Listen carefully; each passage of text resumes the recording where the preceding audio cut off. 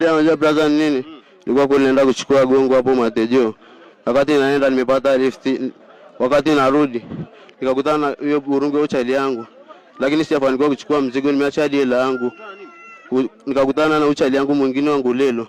Maana nilitaka na kidala ndio na kidala. Kuchukua gongo nikaenda nikakuta gongo linachemshwa.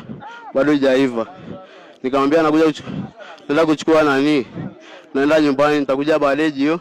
Nikamwachia 15,000 mbogongo na 7,500, 7,500.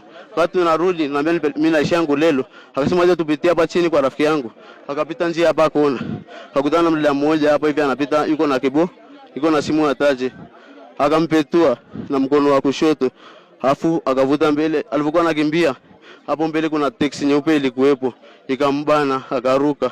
Akaja daraja na mimi nikanamfuata huko. Na mimi nikaruka nikaanamfuata. Maana ikibaki na mimi naweza ngapoa kesi ya mbuso yangu.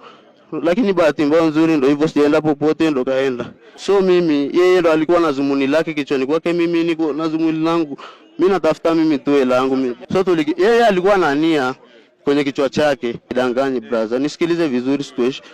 Wakati unapita hivi, yeye akaona simu dada watu wanachati ameiachia. Akapetua. Alipopetua gari kakataa kutembea mbele. Kwa nini amefanya kwenye kichwa chake yeye mwenyewe, hajanishirikisha? Baada ya kuchukua simu nikaona na mimi nikibaki nitajumlishwa, nadhani nikafanywa na mimi pale na kati sijafanya chochote na maana. Mlitokea wapi? Mimi nimetokea Tejo, nikakutana naye njiani. Na gongo mlikuwa mnaenda kuchukua wapi? Kwa mama mmoja pale Tejo.